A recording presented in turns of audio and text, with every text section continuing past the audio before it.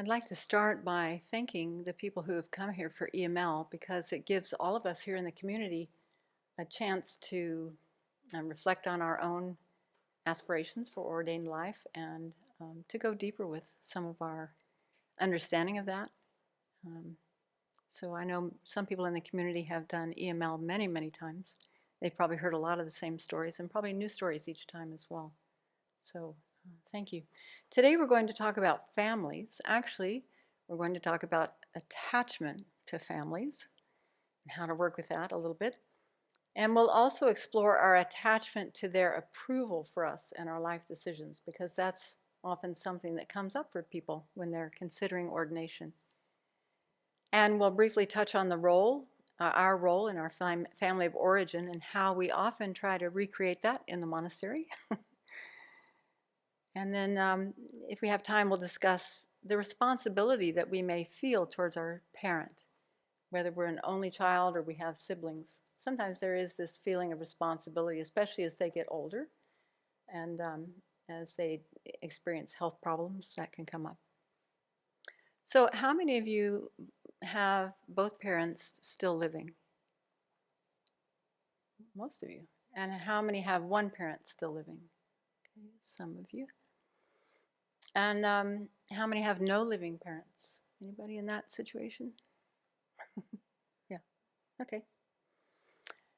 And how many of you have told your parents and siblings of your interest in ordained life, the ones who are here for monastic life? Okay, and of those of you, more or less, and of those of you who raised your hand, how many of them responded favorably? Okay, more or less, yeah. Mixed, isn't it? Okay. So many spiritual traditions have monastics, most noticeably Hindus and Christians and Buddhists. And the path of the monastic involves renouncing family life and adopting vows of celibacy in order to be able to give more time and energy and resources to our spiritual practice. In addition, another compelling reason is that for renouncing family life is that our greatest obstacles to spiritual development is attachment, ignorance, and anger. So if attachment is still there in our relationships with our family, then that's going to be an impediment. And so it's important that we slowly begin to work with that over time. So just some more general things here at the beginning. When we ordain, we're joining a community whose job is to preserve the Buddha Dharma. And at the beginning, we try to develop a positive attitude toward all the precepts that we're taking and the community guidelines. There are a lot of them, have you noticed? And understanding that those are here to help us, to guide us. And maybe you've heard some of that as Venerable has been teaching. But as Westerners, we tend to be very idealistic and perfectionistic, and these are hindrances along the way. So it's good to identify these right at the start and to think about how we're going to antidote them. Otherwise, ordination is not about being perfect. I thought it was. I wanted to be perfect and never suffer again. That was some of my original thinking. But this is just a setup and an unrealistic expectation of ourselves. Because in ordained life, we will make a lot of mistakes. And that's okay as long as we're learning from them. That's okay. It's inevitable. You know, the afflictions are still running our mind. And we've had those afflictions, let's see, we've had them since beginningless time. So they're going to take a while. They're not going to go away overnight just because you shave your head and change your clothes, right?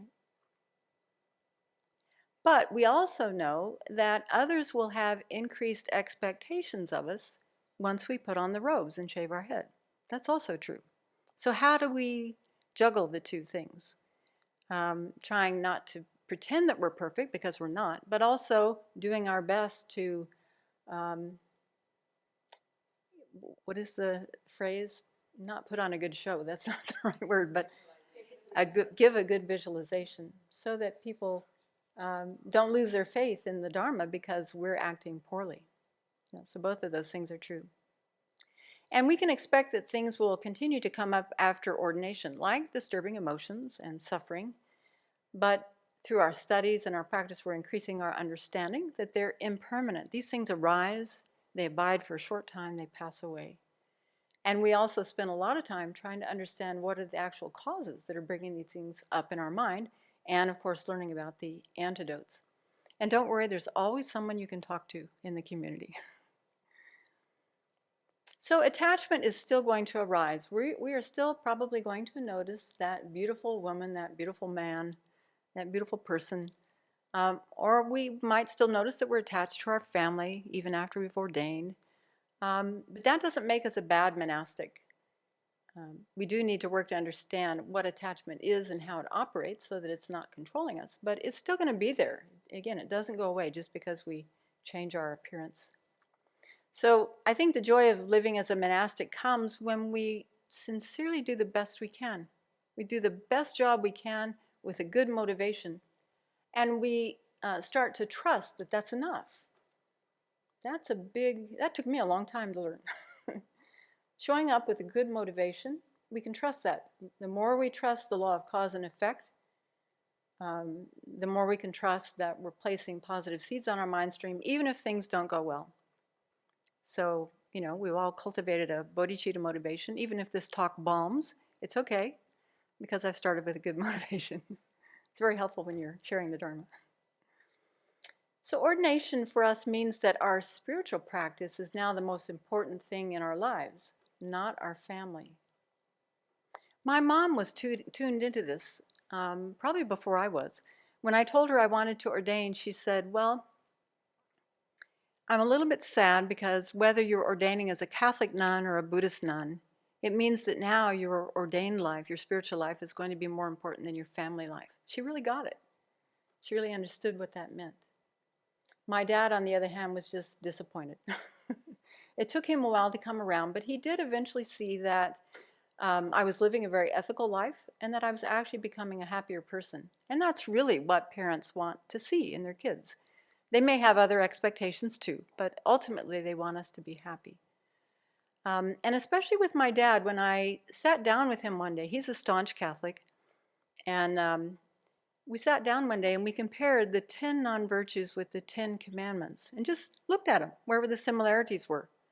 And that I could see that kind of relieved his mind, that I wasn't going off into some strange, cultish, unusual Asian foreign thing, but that it was really about ethics as the basis. So once our spiritual practice is the most important thing in our life, then naturally we let go of the usual ordinary goals in life, like spending time with our family, a lot of time with our family. We can still visit family, don't worry. We can still keep in touch with them periodically. But we let go of striving for external things to make us happy. That's so easy to say and so hard to do in the day-to-day world. That's what we're aiming for. So we're not so wrapped up with having enough money or satisfying career, supportive relationships, those sorts of things. I think sometimes people forget that the Buddha was a monastic. He was enlightened. He could have been anything he wanted. He could have manifested in any number of ways, but he chose to manifest as a monastic, as a renunciate. That says something to us, doesn't it? So when you visualize the Buddha in the morning when you're doing your morning prayers, what does that symbology, what does that say to you, that he's wearing the 3 monastic robes? What does that convey to you? Have you thought about it? Really, it's teaching us that ethics is an integral part of this path, isn't it? It's a foundation.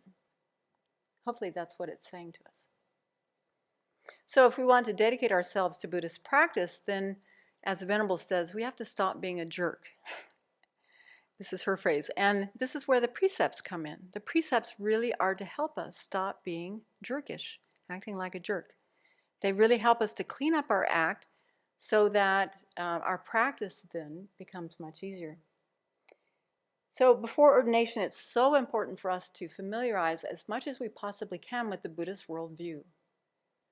And really recognizing our mind as the creator of our happiness. Again, easy to say, difficult to remember in the heat of the moment. But this of all things is important to hang on to. If we had a tattoo, one tattoo, this would be a good one. My mind is the creator of my happiness and suffering. That is a great mind training antidote, because as soon as someone's not doing what we want or some discomfort is arising in the mind, if we can remember that, we can apply an antidote. We can just shift our attention. That's powerful. But it takes mindfulness, a lot of mindfulness and introspective awareness. We also learn what to adopt and discard, what we want to engage in, what we don't want to engage in.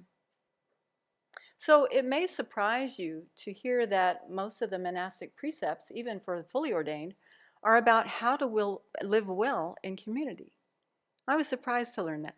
I thought it would be more general, more about the path to enlightenment. So from this reality, we can see that it doesn't make much sense to ordain and then live on our own, does it? If all the monastic or most of the monastic precepts are about how to live skillfully with other people, it's crazy to go home and put on robes and live in your own apartment with your own car and your own life. So the Buddha was brilliant, because by living together, by studying together, by offering service together, like at the Abbey, our community life offers us an accelerated process to see our minds and to see our habits and to make necessary changes. Don't you feel like your process has accelerated living together? The rock tumbler works, and the Buddha designed it. It's brilliant. So it's kind of strange that a lot of Westerner monastics continue to choose to live on their own. And we find it too painful not to change, when we begin to notice our habits. So in the monastic ordination, we're invited to shave our head and leave our family. It's a very moving part of the ceremony. So shaving the head and putting on monastic robes, that's the outer sign of renunciation. It's an outer sign of relinquishing the trappings of lay life and becoming a representative of the Buddha and the Buddhist path. And we let go of the vanity of our hair and our clothes. It's so freeing. I remember the first time I got in the car with the windows rolled down after I'd shaved my head. It was a delight. Didn't have to worry where my hair was going. And I also remember one of the first times I went into a clothing shop after I had ordained, and I felt this anxiety rising. I always had a little anxiety about clothes and what I was wearing. And it just dawned on me, I don't have to worry about that anymore. So it makes it simple. By taking on precepts, that's how we change the inner aspect of ourselves, our thinking. And so we aspire to develop beautiful internal qualities rather than decorating the external body, which is, as Venerable says, is only getting older and uglier. But our inner qualities, and you can see this. I was watching a video, or an online video of Pema Chodron, who is 83 or 84 now. And her body is showing the aging process quite dramatically. But her eyes are so blue and so present and so clear. This is because of her years and years of monastic life and developing these positive internal qualities. You can see this with Venerable Chodron as well. And His Holiness, look how fresh and young His Holiness looks. He's what, 84? I think? 86. Look how young and fresh he looks because of his internal qualities. He may have a few advantages that we don't have yet. Realizing emptiness really makes a difference in how you look. We also change our name, further signifying these outer and inner changes. So our ordaining preceptor gives us a Dharma name. And often that name, well, when I was ordained, they told us, don't make a big deal about your name, it's just a name. And it can signify some of the qualities that your teacher sees that you're developing or that you have. We're never quite sure which one, but so we get a new Dharma name. Anyone who ordains with Venerable Chodron gets the first name of Tubten. What is that, lamp of the Dharma? Oh, sorry, Able One's teachings, thank you.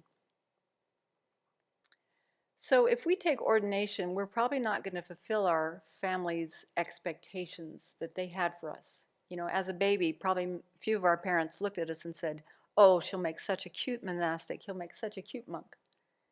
So But keep in mind that it's very difficult to fulfill their wishes anyway. Yeah? You've seen that in your life already? It's impossible to make other beings happy. They have to do that themselves.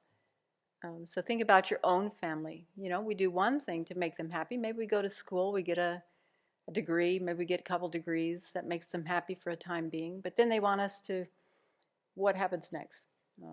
Get married, have a relationship, or buy a house? What's the next one your parent put on you? Get a good job and buy a house. Okay, so you get the house, you get the job, and then what? Then they want children, right? So, and this just goes on and on. Then you have the children, they grow up, they graduate from high school, and then what's next? They still want something. They want you to care for them, or, you know, it goes on and on. So if our real aspiration is to help our family, we'll be much better able to actually help them by practicing the Dharma. We'll be in a better position to help them if we aspire to full awakening. And this takes some time to really trust, because they have immediate needs right now, you know, especially if they're aging. They may need our physical help right now, or maybe our mental help. But this is something else that's so important in the Buddhist worldview, is to develop this long-term view that we're not just wanting to help them for this one lifetime, but for all lifetimes. And not just them. All sentient beings have been our parents. And we say that phrase a lot, but when you start to get some taste for that in your meditation, it can really shift things. And I'm not saying I have that, but you know, I've played with this a lot, and it can really shift the mind. So there's a verse we recite in the Sramaneri ordination that says, "Give up attachment and enter nirvana. This is the true repayment of kindness to your parents, teachers, relatives, friends, fellow citizens, and all sentient beings. Give up attachment and enter nirvana." So again, all destructive emotions are based on this innate assumption that happiness and dukkha exist out there in people, in things, in situations, in relationships. And so we assume that there is happiness in these relationships with our parents and with our siblings and with our extended family, our grandparents and our aunts and uncles, cousins, things like that. After all, who loves us more unconditionally than our mother and father, or maybe one of our siblings, or maybe our grandmother? This may not be true for everyone. So maybe some of you didn't find unconditional love in your family, family of origin. So then we have to work on aversion and resentment, you know. And sometimes there's a mixture of both of those things. But today we're going to focus on attachment to family. It's often said that our love for family, our love for anyone, is mixed with attachment. So our mind exaggerates the kind of happiness that a relationship with our family members can provide. If you just think about it, all of us get 2 weeks of leave each year, and some of us will spend at least part of that time with our family. And what do you notice happening in your mind when all of a sudden you're going to go see your mom or your dad or spend time with your siblings? Lots of thoughts go in that direction. Oh, we're going to go out for donuts, and we're going to have a cup of coffee, or, you know, just watch your minds. There is still this strong habit of thinking that there's happiness out there. Actually, Venerable Chodron has suggested on many occasions that we only spend a few days with our family, because in her experience, after the first few days, you're just going to get into your old family habits. I would say I haven't found that to be too true for myself. I like to spend a period of time with my family because I can relax. I just don't have the same pressures that I have here. And they're pretty good about giving me some space to relax. So I think it depends on each of us and our situation, what kind of relationships we have with our family, and how clear we are in saying what our needs are. I remember after I moved to the Abbey, when I lived in Australia, at the monastery in Australia, we didn't have nearly the structure, the monastic structure and guidelines that we live with here. And so I continued to do a lot of things with them, like eat in the evening, watch TV. It was one way that we could connect. The TV was always on at my parents' house.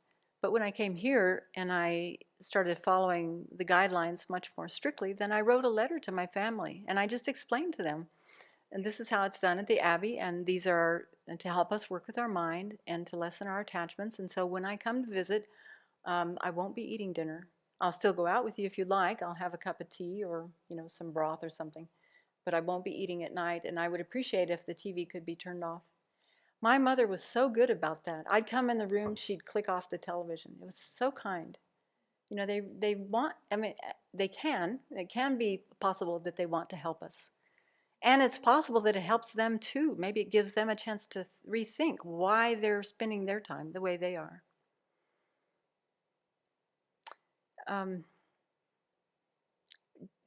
I've mentioned this before, but closely before my mom died, one day we were having a Skype call, and she said to me, she still called me Lynn. She said, "Lynn, you are so much more spiritually advanced than I am that it might be lifetimes before we come together again." I was like, "What have you been reading?" I don't think I ever said anything like that. But I was really touched. And, all I could say was, "Well, Mom, if I can, I'll come and find you." Not only her, but in the larger worldview, we need to find all of our parents and help all of them come closer to full awakening. So this is why aspiring for full awakening is so important for us in our aspirations. So our love for family is mixed with attachment. Our mind exaggerates the kind of happiness the relationship with our family members can provide. This is not something that changes quickly. This is something I find, at least in my experience, came slowly, slowly. It was like the natural movement of scales. The more I understood about the Buddhist worldview, the more the attachment lessened. So, the more we can have a clear understanding of who we are, how we exist, and who our parents are, our siblings, how they exist, how we come together due to karma in this one life for a short period of time. Even if it's 100 years, it's a short period of time given the full span of lifetimes, isn't it? And really thinking about the reality that in most of our previous lives, our parents of this life have been strangers. That's just a fact. We have had some previous lives with them where we've been close to them in different relationships. There have also been lives where they've been enemies. So this is something that we think about again and again and again when we do equanimity meditation and when we do the meditation for developing bodhicitta. And this can have a very strong impact on our mind. Especially, I found for myself, my relationship with my mother was quite strained when I first ordained.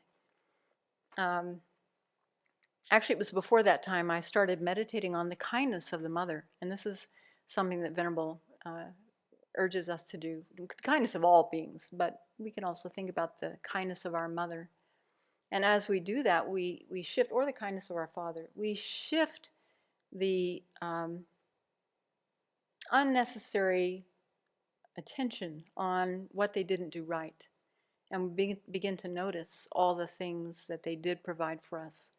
And then our relationship goes so much easier, When I was cleaning out my mom's house, I was surprised that she had saved every card I ever sent her. No joke. And I was also kind of surprised and chagrined to see how many times I had thanked her for being my mother and all the things that she'd given me. I hope it went in. I think it did. So Venerable often quotes Lama Yeshe, who said that when people say, "I love you," it really means "I want to use you." She said this just a couple days ago. Think about that. I want to use you. That's when attachment is mixed in with our love, isn't it? So the people that we hold dear, are we getting something out of them? I'll hold you dear as long as you fulfill 15 criteria, and here they are. Well, actually, I'm not going to tell you. You have to guess them. You must support me and care about me and hold me special in your eyes. You must see my good qualities and don't focus on my faults and even defend me if others criticize me. But as soon as you point out my faults, we have to talk about this because I can no longer trust you if you're going to focus on my faults. So this is true, isn't it? I've seen this recently in my relationship with my sister. I noticed that she wasn't watching the hearings, the January 6th hearings. She told me she wasn't watching them because they were biased. And I noticed this tightening happening in my mind, in my heart. And then I caught it. And I thought, okay, you're going to love her as long as she doesn't rock the boat? You know, is that real love? Just as long as people agree with my way of looking at things? So far, we have just chosen to avoid talking about politics, and we get along famously. But it also feels a little bit false because we're not being 100% honest with each other about what our views are and how we live our lives. You know, these things seem important. Not that we need to debate them every point and, you know, come out a winner, but at least to have the respect for each other to talk about them in a non-heated way. I'm not sure we can do it, but I'm going home in September. I'm going to Tulsa in September. I'm home now. I'm going to Tulsa in September, and we'll see what happens. So we're not asked to give up loving our family, not at all. We continue wishing for them to have happiness and the causes of happiness, the real causes of happiness. That's what love is from a Buddhist point of view. And we're trying to elevate that love for all beings. So we're not lessening the love for family, we're elevating the love for all beings and lessening the attachment so that it's pure love for family members as well as those who we don't remember as family members. We recently went over a verse in Shantideva's text that says, worldly life is not forsaken because of attachment to people. Verse 3 in chapter 8. And due to craving for material gain and the like, in other words, the 8 worldly concerns. Therefore, I should entirely forsake these things, for this is the way in which the wise behave. Actually, the engaging in the Bodhisattva deeds is full of verses like this. And so maybe it's a good idea for the monastics to pull out the ones that really support our monastic life and the life that we've chosen, and you know, keep those on hand so that we can review those. Also, when we study the middle scope of the Lam Rim, the graduated path to enlightenment, we learn more about the 16 aspects of the Four Noble Truths. And so we deepen our understanding of how afflictions and karma cause suffering. And so as monastics, we continue identifying and letting go of our attachment we have for parents and siblings and extended family. So we need, especially for those of you who are examining ordained life, it's important to watch for 2 extremes. We don't need to divorce our family and just never talk to them. That is one extreme that sometimes people go to. We also don't need to go to the other extreme, which is to secretly continue clinging to our family and carrying on with them as if nothing has changed. I've seen that happen too. Neither of those will help us in our ordained life. So we need to find something that's more about the middle way.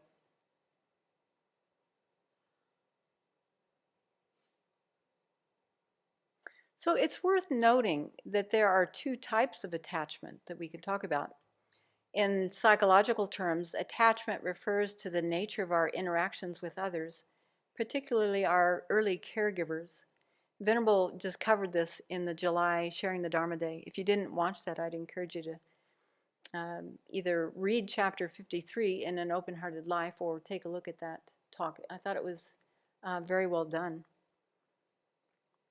So these interactions are very important conditions for learning how we manage our emotions, how we form and maintain healthy relationships, how we regulate emotions, and develop empathy, to name a few.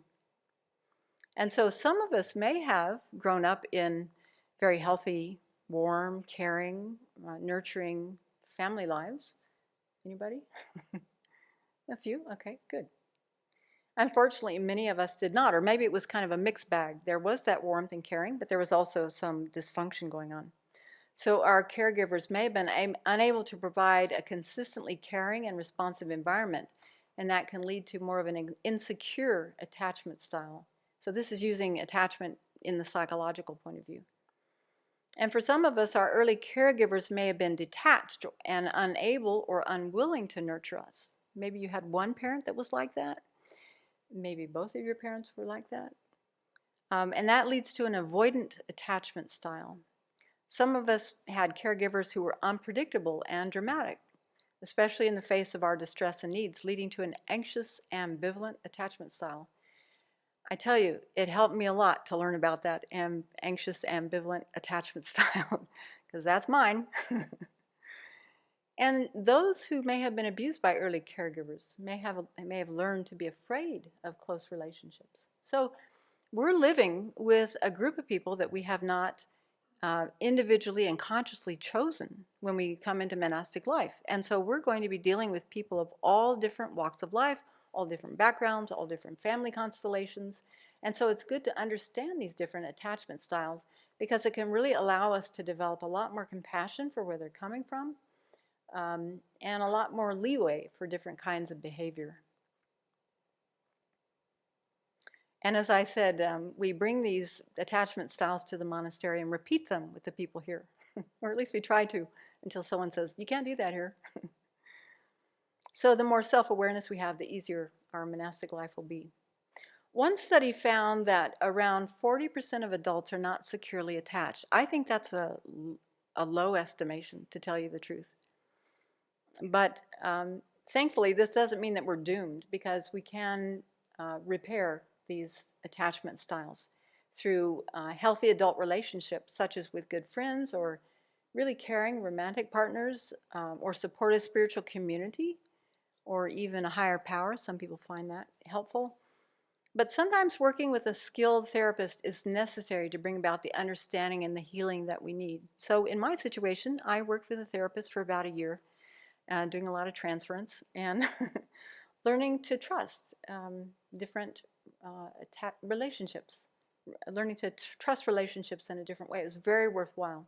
So it's ideal if we can do that work before we come to a monastery, but we may not be aware of it until we get to the monastery and the rock tumbler brings it to our attention. But even here at the Abbey, there have been a few people that Venerable agreed would benefit by doing some psychological therapy, and for a short period of time has, given her permission for that. These early life experiences may also lead to a romanticized idea of monastic life. That we're going to come and we're going to be a part of a wonderful community. These people are also loving and caring. Wait till you live here for 3 months and then reassess. In general, we are a caring, loving community, and I've seen that grow in the 6 years that I've been here. It just keeps getting more refined and better. But at the same time, it doesn't mean that we don't have difficulties. And there may be some people we get along with famously, very well. And there are other people that, no matter how hard we try, it's like hitting your head against a wall. The person just doesn't seem to be open to connection and clearing things. Or so you get the whole spectrum, don't you? Or as I think Venerable mentioned this, we might be thinking that we're going to get that unconditional love from our teacher. Watch her. She's so kind to the new people. She's still kind to the people who've been here a while. It's just a different kind of kindness. In fact, it's incredible kindness. How when she gives us a little boot in the butt, that's incredible kindness. And it's fascinating to watch her, how she can come into a room and start giving a teaching, and it's like she's just going, she's just giving every person whatever they need. Have you noticed that, or is it just me? Yeah. And that is such a gift. I think this, for me, how I understand that is that she knows her own mind so well that all she has to do is look at us and she gets the vibration of what we're, where we're going off. So at first that may make us feel very uncomfortable. But actually, if you think about it, that's what we want. That's what we need in our spiritual practice. Not in a worldly life, but in a spiritual life, that's what we need. It's like the analogy I often think of is if we go to the doctor and we say, I'm fine, I just came to say hello, they're not going to be able to help us. And, that's what we're doing when we're saying, don't read my mind, don't tell me, don't see my flaws, I don't really want you to see me.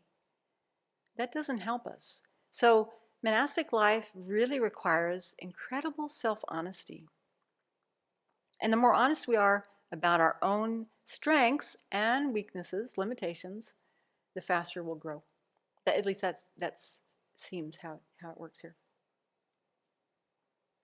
And through our Dharma practice, we develop the understanding that our parents are sentient beings just like us. I remember that they're controlled by karma and afflictions, that they've had their own life experiences. I remember the moment that dawned on me in meditation, like, oh my gosh. And here I've been holding them to a different kind of perfect standard. So our Dharma practice can really help us to see reality more clearly, the conventional reality of our parents.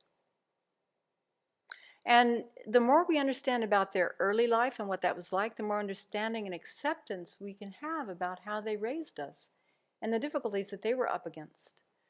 And the more compassion we can have for them as sentient beings controlled by karma and afflictions, and the less resentment we'll have that they weren't perfect in the way we wanted them to be. Vajrasattva retreat is really good for bringing this up, don't you think? So it's best if we can work on and settle these psychological issues before we take on robes. But as I said, sometimes that it happens in a different order.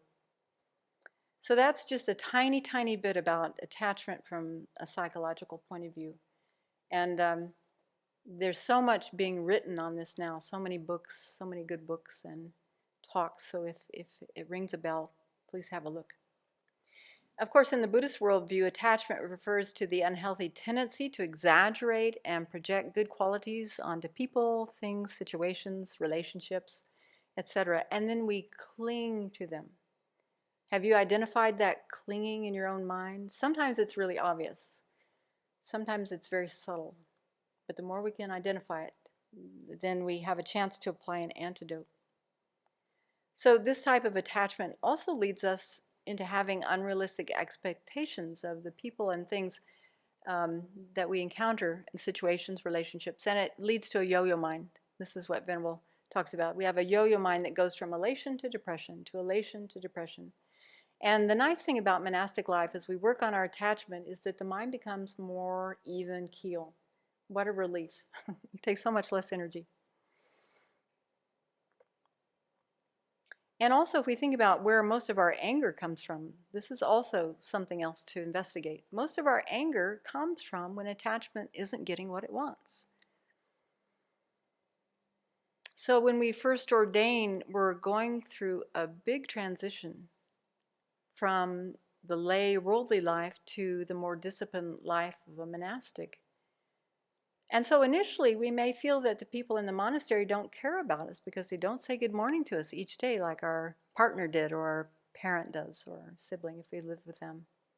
They don't ask us how we're feeling, you know. They don't run after us and console us when we're depressed or sad or in a bad mood. They just let us be. They don't notice and praise us for every good thing that we do. And so sometimes that can really feel like a void, a real vacuum. It can be unsettling because it's a new kind of relating to people. Several people have mentioned this. It takes a while to readjust and to come to a different kind of understanding. So as new monastics, we often go through a withdrawal period of the attachment to worldly people and situations. That's okay. Nothing wrong with that. It's just part of the package. It doesn't last forever. It's impermanent. But just to know that that can happen, it can be settling for our mind.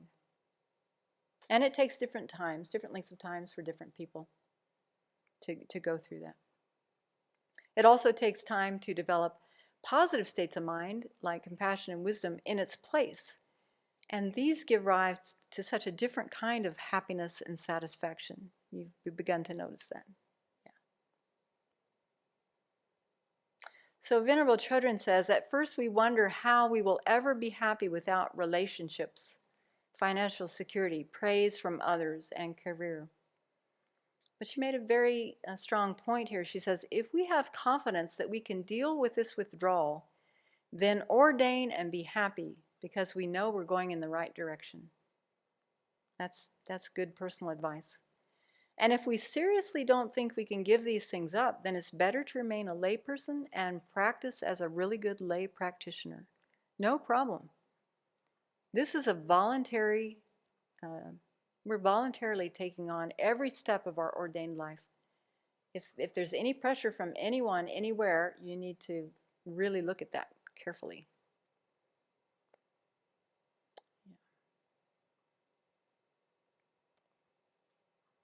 So we can have attachment for anyone in our family. Maybe for some, our attachment to our mother is the strongest attachment that we've had. Just depends on our life situation. I know for me it was. And even though right up to the end of my mother's life, she and I had very clear understanding with each other. And we're able to say to each other that there's nothing left unsaid. There's, this very clear warmth and love between us. And I was genuinely happy. I had a happy state of mind after her death for about 6 months. And then all of a sudden I noticed this longing coming up in me. My mom used to, there was just this feeling that we used to share. We'd talk on the phone or Skype. There's just this feeling. No one was giving me that feeling anymore. So that was a surprise, because I thought I had worked through, I wasn't arrogant enough to think I'd worked through all the attachment, but I thought I'd worked through a lot of it. So sometimes these things sneak up on us. That's okay. Again, it's not wrong, it's not bad, it's just what's there. And then how do we work with that? It's another opportunity. So for others, maybe our strongest attachment is for our father, or maybe another caregiver like our grandmother. Or maybe we have a stronger relationship with a sibling, especially if our parents died early on. Some of you are only children, so you don't have that luxury. But we have lists of antidotes to work with. In fact, I don't know if it's been handed out yet, but there is a sheet of paper called, or a couple sheets called Antidotes to Afflictions. Has that been given out? It's a wonderful resource to keep on your puja table and to work with regularly when attachments come up, or even when you're just wanting to work on letting go of an attachment that's not particularly in your mind. I remember in my early years, probably still happens now too, but I remember I would just get attachment under control, and then anger would rear its head. And then I'd get anger under control, and then jealousy would rear its head. It's really like whack-a-mole sometimes. But we just keep working through them, and slowly they do get less obnoxious for us. So the main antidote is to really identify the disadvantages that you personally have experienced when you've had attachment. This is probably more obvious when we've been attached to romantic partners. The first 3 months they walk on water and can't do anything wrong, but then if you stay together, you discover something different. Maybe it's a little harder to identify the disadvantages of attachments with our family members. So it will require a little more work. So we remember the disadvantages of attachment and the advantages of letting it go. When I was a student at DFF, Venerable Children had us, we were working with anger to begin with, but she had us divide a piece of paper into 4 columns. The first column is, what happens to me when I get angry? What happens physically when I get angry? What happens, and then the second column, what happens emotionally when I get angry? And we were supposed to just fill out, as many examples as we could. What happens spiritually when you get angry? What happens to your relationships when you get angry? And so this was a wonderful exercise to really become much more familiar with what happens to us. What are the disadvantages when we get angry? But then she said, now do this for all the afflictions. So attachment is a little more difficult because there's attachment for people, there's attachment for things, there's attachment to reputation. So we kind of have to do individual sheets for all those things. But it's very worthwhile, really brings to light. And then when you notice new things, you can add them to your list. I found that to be a good meditation, having my own sheets of paper. I had them for years, and I don't know where they went, but I found them beneficial at the time. And then another antidote is to ask yourself, even if I get what I like, will it bring me the lasting happiness I think it will? So, I wish I could remember. There's some beautiful quotes in Samsara Nirvana Buddha Nature where the Buddha says, something like, I, a samsaric being, am looking to another samsaric being controlled by karma and afflictions for happiness. Something like, this is crazy.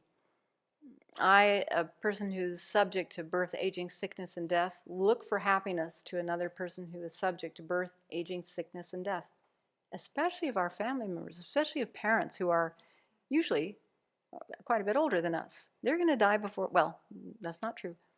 Chances are good they will die before we do. So how much energy are we putting into clinging to them when it's inevitable that we're going to lose them?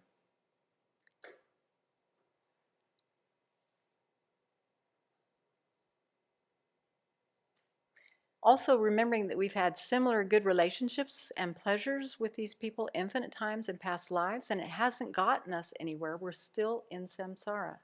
So even if we're trying to please our parents and do whatever they want and be happy with them, even if we can do that perfectly in this life, we're still in samsara. It doesn't solve the problem, any problem.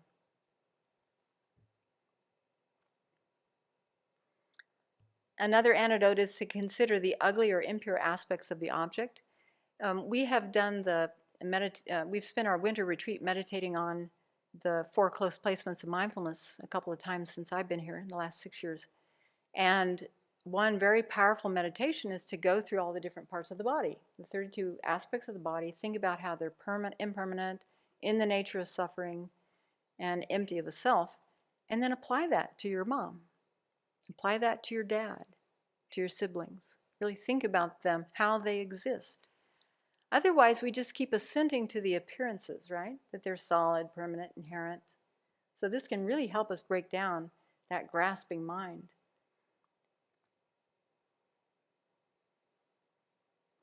So there are many, many other antidotes to attachment. And if that's a real problem for you, then, I mean, it's a problem for all of us. Let's face it. Let's admit it. If you think about all the things, all the decisions that you've made since you got out of bed, most of them were motivated by attachment. If we're honest, we'd have to say that. Think about how you made your cup of tea this morning, just the way you like it. Yep, probably some attachment there. Get out of my way, I need my tea. Get out of the way of the toaster, I need to do my toast now. You know, attachment. It comes up all day long. So I highly recommend Lama Zopa's book, How to Practice the Dharma, and it's all about countering the 8 worldly concerns. That is an incredible read that you can just go through again and again and again. Very good book. We could also say that the entire graduated path to enlightenment provides antidotes. You know, we have a precious human rebirth. We don't want to waste it. So we want to use it wisely to purify our minds and cultivate virtue. But often our family members have very different goals for their lives and for ours. So how does that match up? Thinking about death and impermanence, we come to accept that our family and friends can't protect us at the time of death. We know the words, but still there's some grasping, some clinging. In fact, our attachment to them at death can be a hindrance, can't it? And when we feel lonely or depressed or confused, we have taken refuge in our parents, in their wise counsel, and maybe they gave us good advice in a worldly point of view, from a worldly point of view. But are they reliable refuges like the Buddhas? Can they teach us about our future samsara and how to overcome it?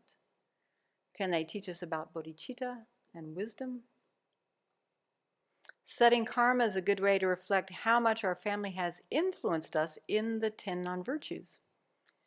A lot of families go hunting and fishing together. Think about that.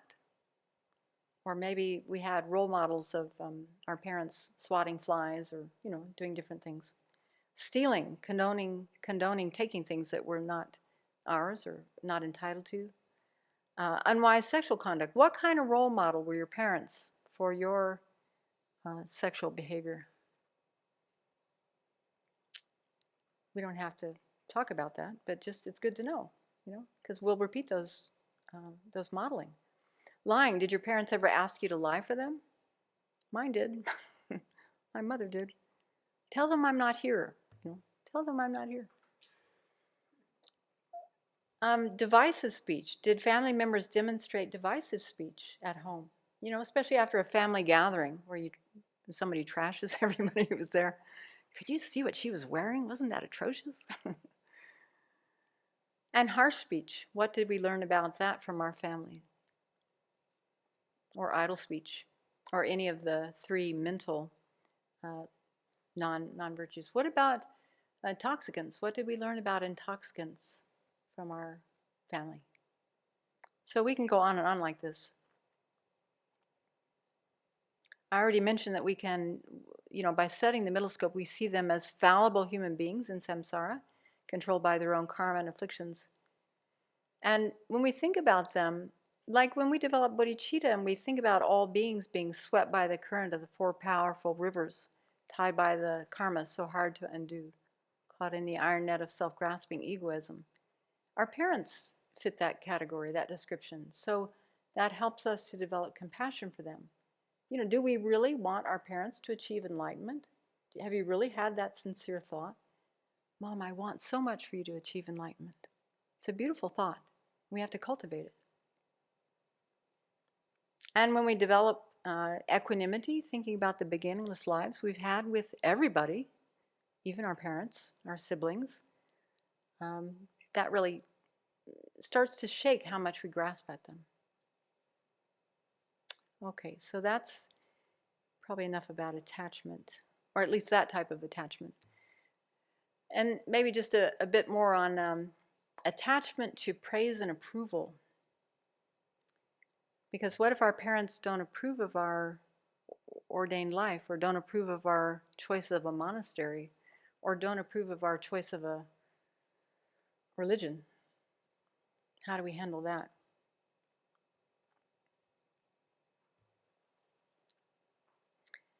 I appreciate that Venerable tells the Buddhist story every year because he is a great role model. He was born in a royal family. He had a lot to give up. That's a strong modeling right there. And he was willing to risk the scorn of his family.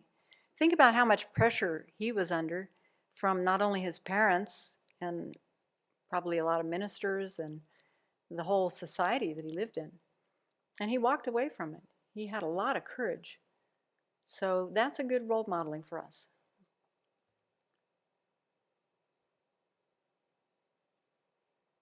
When I ordained, I was 41, and I had lived away from my parents for about 20 years already.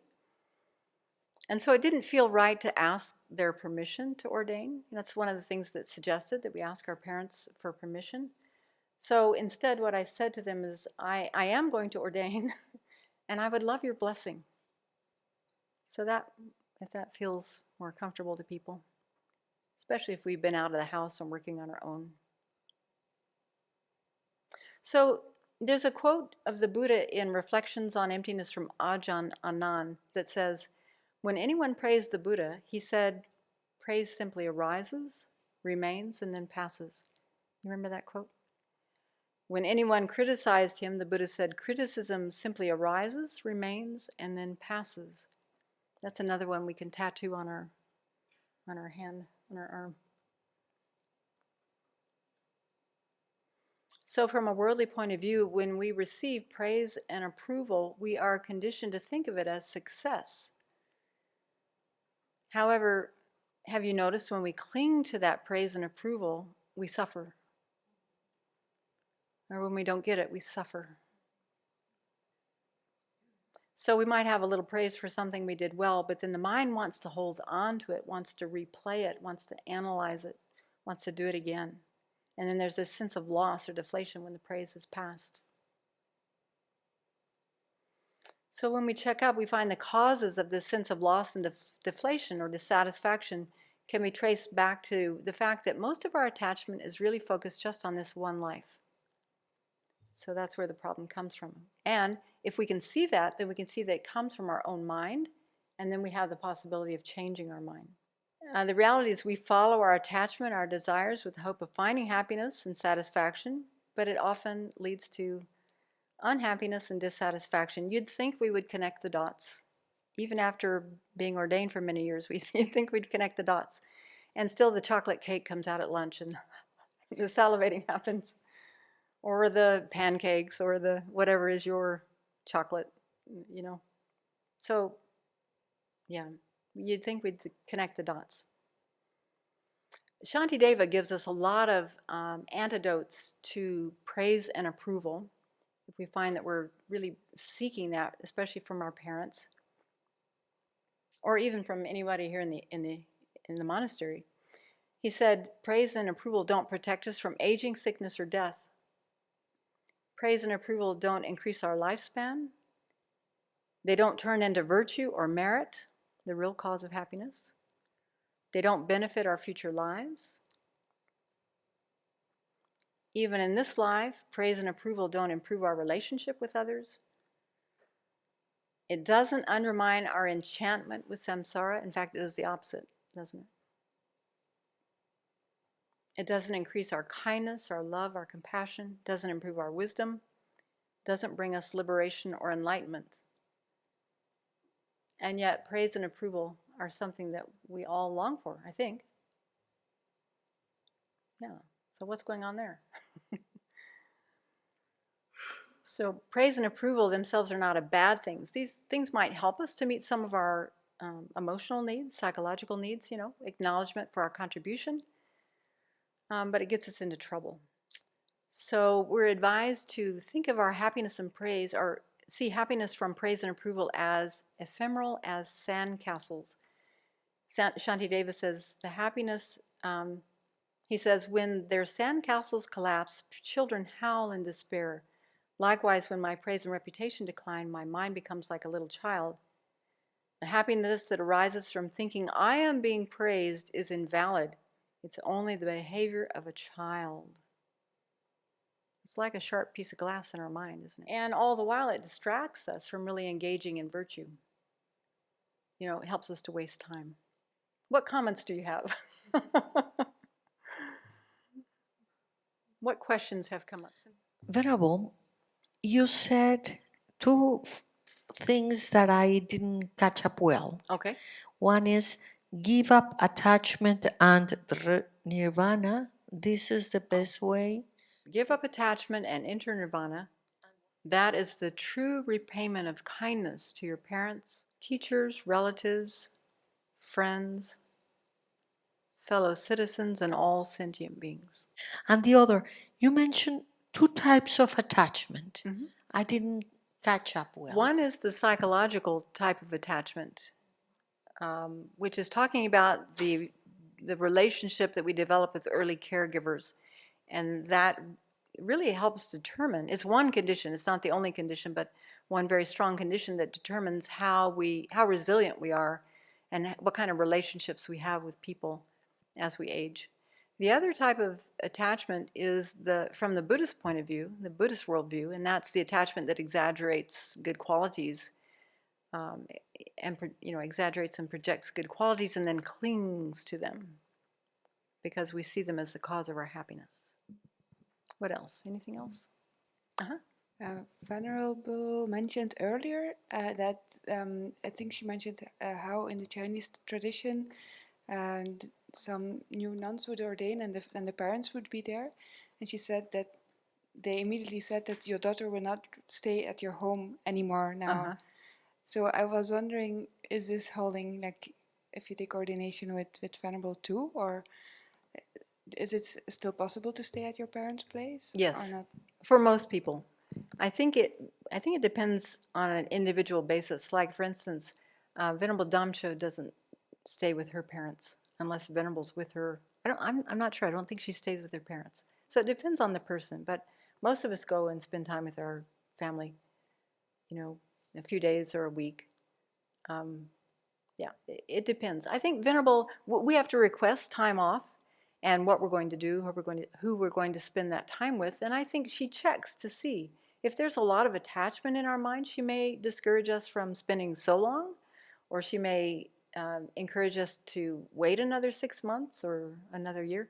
I feel very fortunate that I lived in Australia when I first ordained, because that was a natural barrier. Well, first I was in India, and then I was in Australia, and so I didn't have a lot of contact with my family, and that was before Skype was invented. So that was helpful for me in my ordained life, to create some separation and have a fair chance to get started in ordained life without a lot of interference from parents and family. Yeah, does that help? Yes. Venerable. So I know, probably I don't know whether this is the right question to ask. So if one day ordained, right, if the parents pay respect to us, how do we react to it? Because it's like kind of awkward. Yeah, but probably in the same way that any of us react when you show respect to us, you know? What's the difference? Yes, they're your parent, but when we take on the ordained life, we're now a representative of the Buddha in a way that they aren't.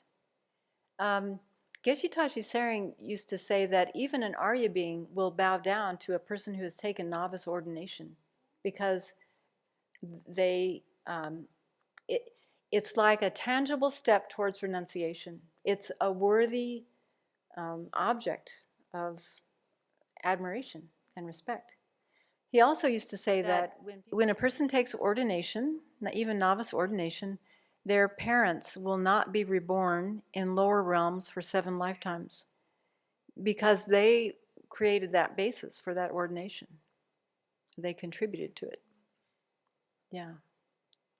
So we are a worthy object of respect for our parents. And so it's good to remember they're not bowing to you, the person, but they're bowing to you, the holder of precepts, the wearer of robes, the representative of the Buddha. Just like I try to do every morning when I'm in there and you bow to me, it's really uncomfortable. But it's not me you're bowing to, right? Yeah. So in the same way. Yeah. That's very helpful. It's not about us. It's not the personality. You know, it's quite humbling when you're walking through an airport and someone comes up to you and gives you an apple because you're wearing robes or offers to buy your meal.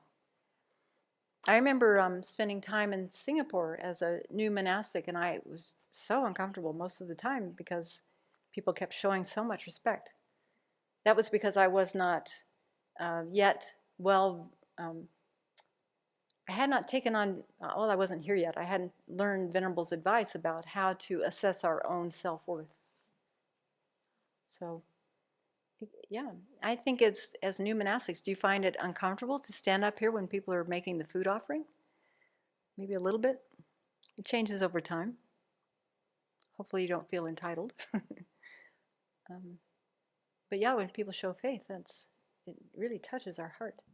A question I kind of came to the Abbey with this time was trying to tease out what is our responsibility towards our aging parents, if we did choose monastic life, and kind of like balancing that with the idea of showing the kindness towards, the kindness towards your parents. Like, are we focusing on their requisites? And then kind of like a little side question is, how responsible are we for their loneliness, when they're counting on you or whatever. And I've heard Venerable say, well, it's not only you, but you do have those parents who kind of really make it feel like you feel like that's all they got. But I know it's their own minds, but they don't have Buddhism or another spiritual practice. Yeah. Those are a lot of questions in one, but sorry.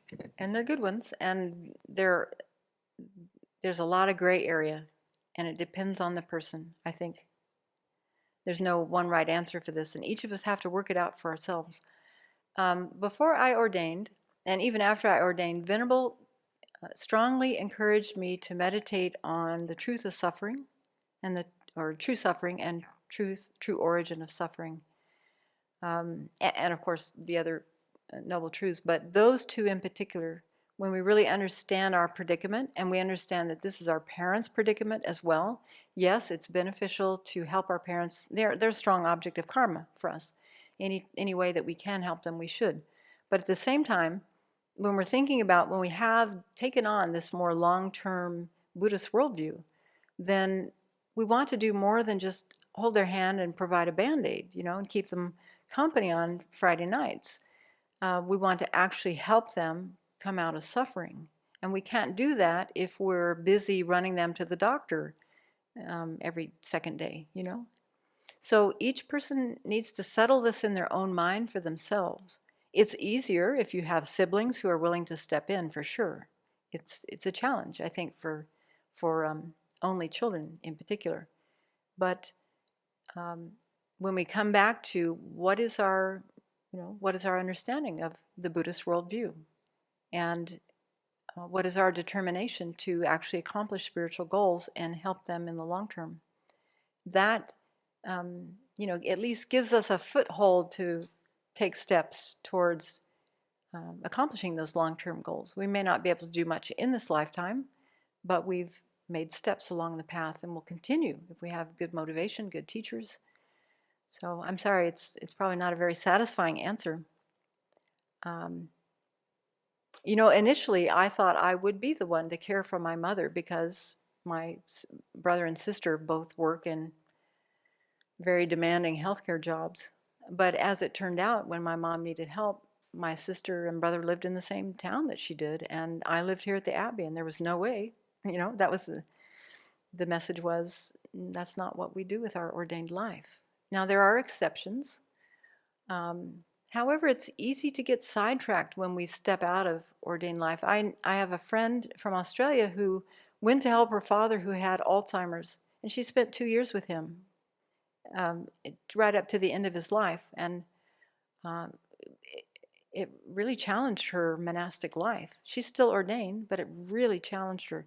We have another example of a nun in the FPMT tradition who went to care for her mother. She stopped wearing robes, and then eventually she disrobed because it just made more sense. She's living a lay life, basically. So it's not the only reason, but it was a condition for her, you know, to start thinking about, what am I doing in my ordained life?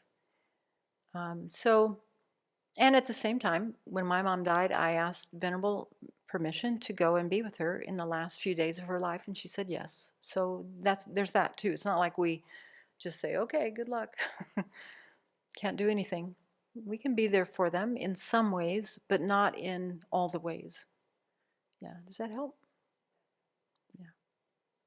But keep asking different people. Ask Venerable. Yeah, think about it some more. And meditate on the Lamrim, especially the middle scope, because the motivation, the minimum motivation that we need for ordination is some semblance of renunciation, some semblance. If we don't have that, it's kind of like playing make-believe, and we will be swayed because we have one foot in the lay life and one foot in the monastic life. So better to put your whole self in, as Venerable Chinny said. And how do we do that? Constantly by familiarizing with the Lamrim and the meditations, as you've been doing, and keep doing it. And, you know, pretty soon the scales tip, where you just go, this is what I'm doing. Yes, it's uncomfortable, but this is what I'm doing.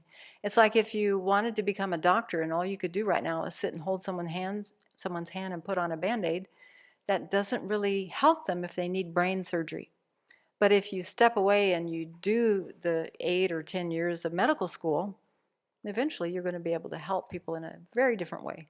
That's been a good analogy for me, especially thinking about, you know, Buddha is the ultimate doctor and Dharma is the medicine. We need to study to have the medicine on hand. And right now, most of us don't have much medicine, but we're working on it.